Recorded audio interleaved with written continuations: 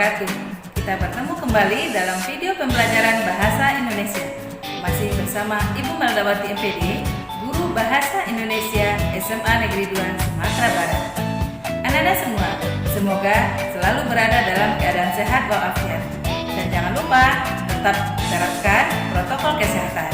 Nah, anak-anak, kali ini kita akan membahas materi kelas 10, yaitu kebahasaan teks laporan hasil observasi.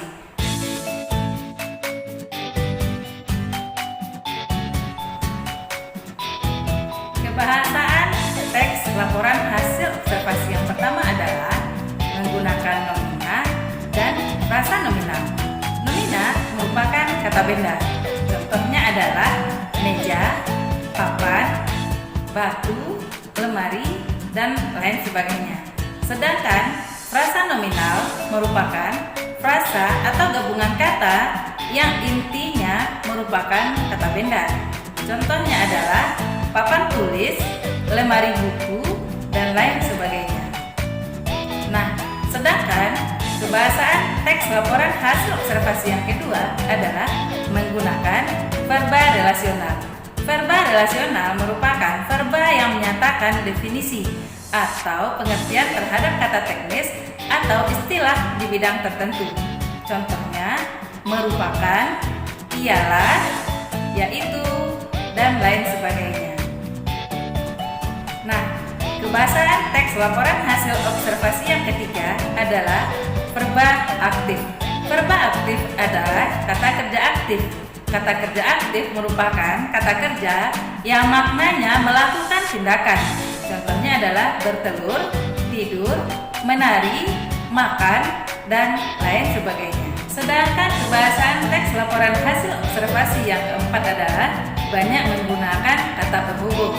Kata penghubung yang digunakan dalam teks ini adalah kata penghubung tambahan, kata penghubung pertentangan, kata penghubung pilihan, dan kata penghubung persamaan. Nah, contoh dari kata penghubung tambahan adalah serta, dan. Nah, contoh dari kata hubung pertentangan adalah tetapi, namun, dan lain sebagainya. Sedangkan contoh dari kata penghubung pilihan adalah atau. Nah, contoh dari kata penghubung persamaan adalah seperti, bagaikan, dan lain sebagainya. Anak-anak semua, kebahasaan teks laporan hasil observasi yang kelima adalah banyak menggunakan kata teknis. Kata teknis merupakan kata-kata yang digunakan di bidang tertentu. Contohnya herbivora, kemudian sindrom, kemudian virus, kemudian depresi, dan lain sebagainya. Nah, kata teknis ini kata-kata yang hanya biasanya digunakan di bidang tertentu saja dan jarang digunakan di dalam masyarakat. Kebahasaan teks laporan hasil observasi yang keenam adalah banyak menggunakan afiksasi atau imbuhan. Imbuhan ada 4. Yang pertama awalan, kemudian yang kedua akhiran, dan yang ketiga adalah sisipan, serta yang keempat adalah gabungan dari awalan dan akhiran. Nah, anak-anak semua, pemberian afiksasi atau imbuhan pada sebuah kata dapat mengubah kelas kata atau jenis kata tersebut. Contoh, makan, apabila kita berikan akhiran an, maka akan menjadi makanan. Makan yang semula merupakan verba atau kata kerja akan berubah menjadi nomina atau kata benda. Selanjutnya, kebahasaan teks laporan hasil observasi yang ketujuh adalah banyak menggunakan kalimat definisi. Kalimat definisi ini digunakan untuk mendefinisikan atau memberikan pengertian sebuah kata atau istilah di bidang tertentu. Contohnya adalah frasa merupakan gabungan dua kata atau lebih yang mempunyai satu fungsi di dalam kalimat. Nah, contoh kalimat tadi adalah kalimat definisi, yaitu mendefinisikan atau memberikan pengertian terhadap frasa. Anak-anak sekalian, kebahasaan teks laporan hasil observasi yang terakhir adalah menggunakan kalimat simpleks atau kalimat tunggal dan kalimat kompleks atau kalimat majemuk. Kalimat simpleks atau kalimat tunggal merupakan kalimat yang hanya mempunyai satu subjek dan satu predikat. meskipun dapat ditambah dengan objek, pelekat, maupun keterangan.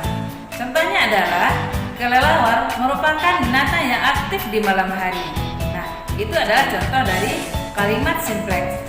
Sedangkan kalimat kompleks atau kalimat majemuk adalah kalimat yang memiliki lebih dari satu subjek dan predikat.